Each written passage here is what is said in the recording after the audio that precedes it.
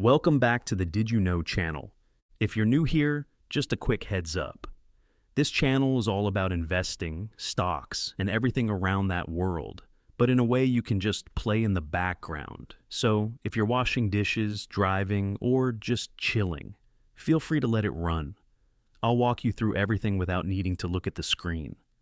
Today's video is pretty interesting, at least I think so.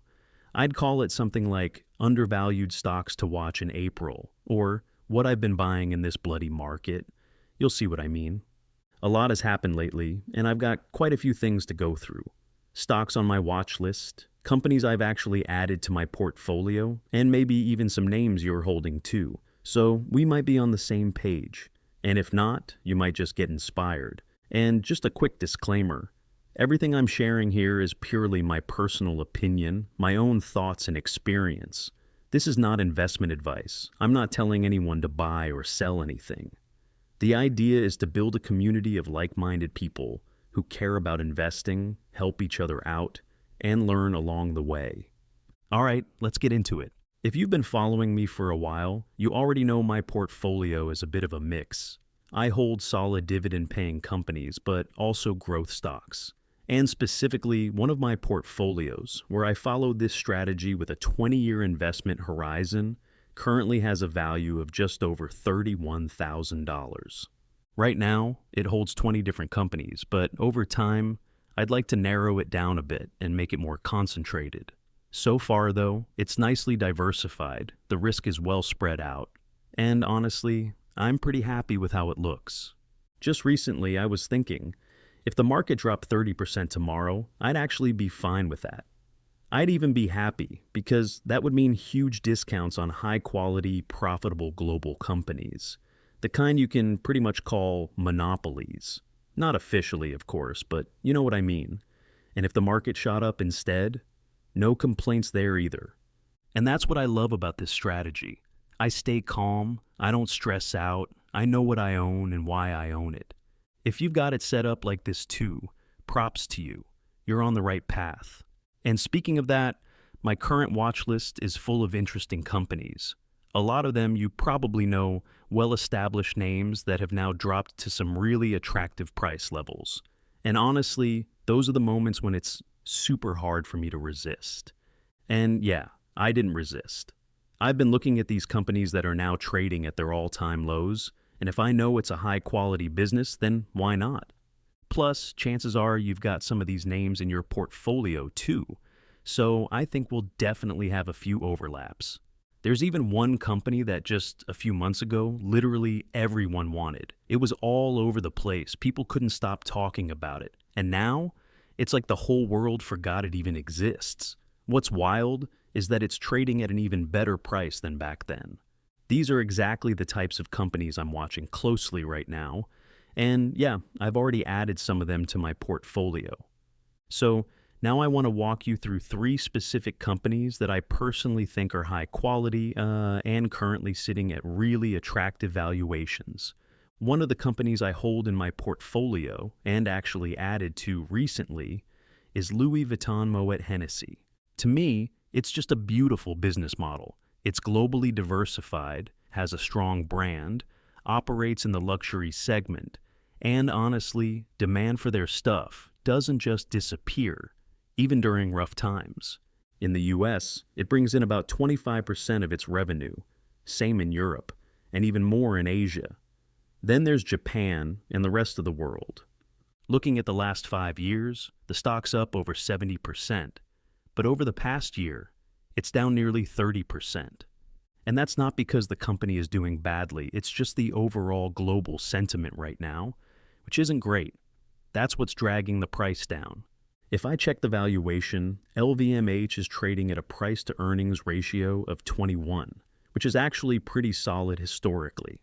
And the dividend currently sitting around 2.25%, with consistent yearly growth of nearly 15%. That's not something you see every day. So yeah, I use this drop as an opportunity to buy more. The stock is sitting right on a strong support level from last year. Could it go lower? Sure. But I really like the current price. According to Bullios Fair Price Index, LVMH is around 12% undervalued right now. And when I add in the brand value, the quality of their products, and the company's market position, I personally see even more upside here. That's exactly why I increased my position, and LVMH now makes up 6% of my portfolio. Another company I hold in my portfolio, and one I recently added more of, is Uber. And yeah, according to some metrics, it might seem overvalued, but honestly, I don't really see it that way. Sure, Bulio's Fair Price Index says it's overvalued by about 25%, but with this specific business model, I just don't agree. I don't think Uber should be judged using a traditional discounted cash flow model. What makes a lot more sense here is looking at market cap compared to free cash flow, and right now, that ratio is sitting under 19, which is great.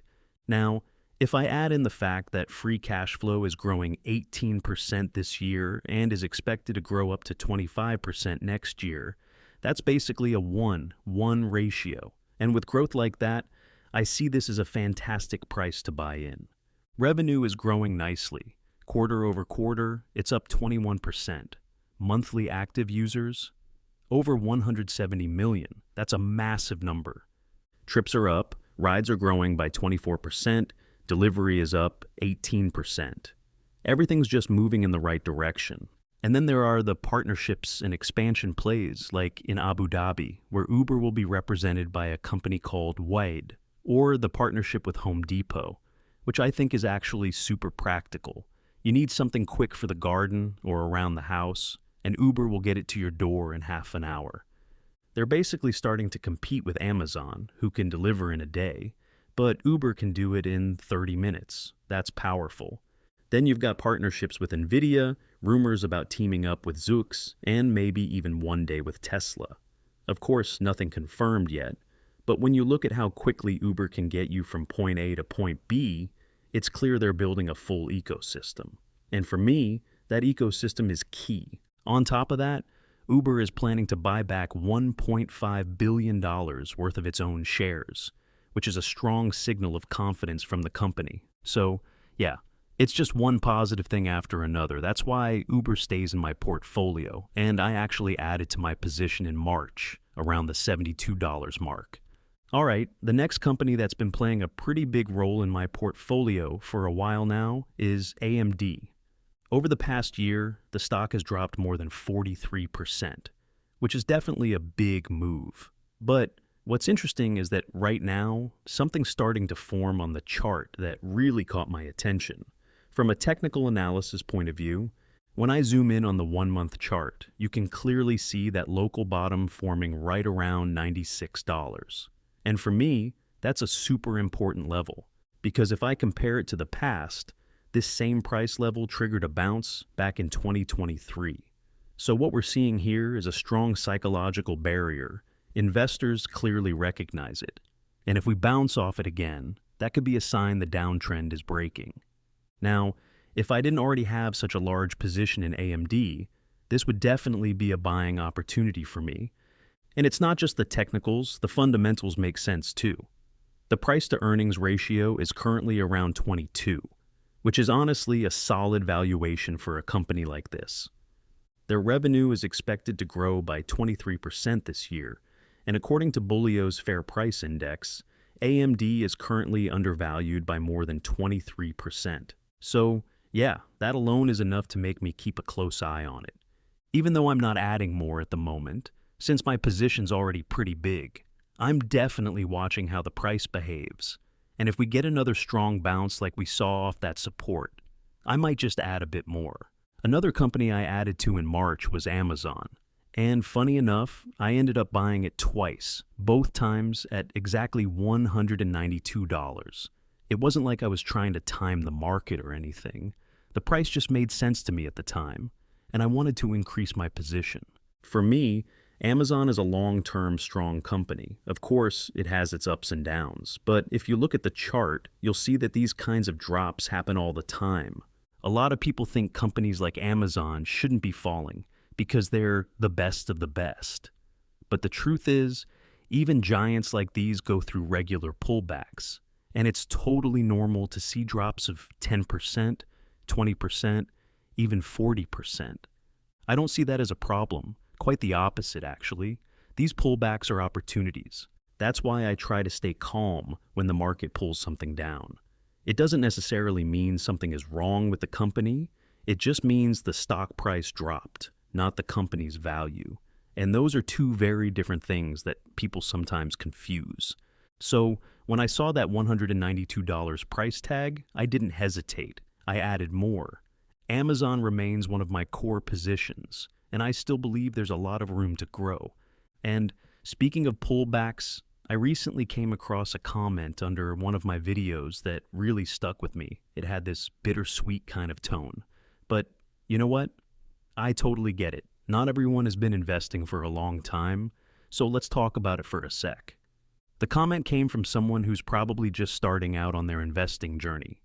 They wrote something like, "Everyone keeps saying we should be buying, but I'm fully invested already. What am I supposed to do? Sell my car or real estate?" At first, I thought it was a joke or sarcasm, but as I kept reading, I realized they might actually be serious. And that's when it hit me. A lot of people still don't realize that stock prices can go down, and that's completely normal. It doesn't mean the company is failing. It's not the end of the world. Take Amazon, for example. Look at the chart. You'll see drops all over the place. 13% here, 40% there, then another small dip, and then it bounces back again. Same story with Google. You've got a 12% drop, then a massive 40% drop, and it all balances out over time. So, no, these companies aren't dropping because they're bad. They drop because the stock market is volatile, and that's just how it works. And if volatility is something you struggle with, if it messes with your sleep or you're unsure when to buy, that's totally fine too. It doesn't mean you're doing something wrong.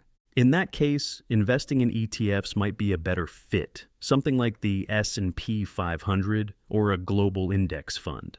Historically, these funds have shown an average annual return of around 6.37% since 1957, and the ride is a lot smoother. And when you look at the long-term chart, you'll see that there have been way more growth periods than downturns. And the last company I want to mention today is Novo Nordisk. This one's been getting a lot of attention lately, mostly because of its weight loss and diabetes treatments. But let's talk specifically about what I'm doing with it. Over the past few weeks, I've been adding to my position in Novo Nordisk. Not heavily, more like small, careful buys around $72. At the time, that price made sense to me. But here's the thing, the stock's been in this downward trend, and it just hasn't found its bottom yet. That's why I'm holding off right now. I'm not rushing in with more buys. What I really need to see is a clear local bottom, something similar to what we looked at earlier with AMD, where the negative trend got broken and the price turned around. That's exactly what I want to see here too, a shift in sentiment, a break of that falling pattern. And honestly, I think it's totally fine to just wait. You don't always have to buy just because something's dropping. What we need is a positive signal that the market is starting to turn around. Once I see that trend reversal, then I'll be ready to pick up another chunk.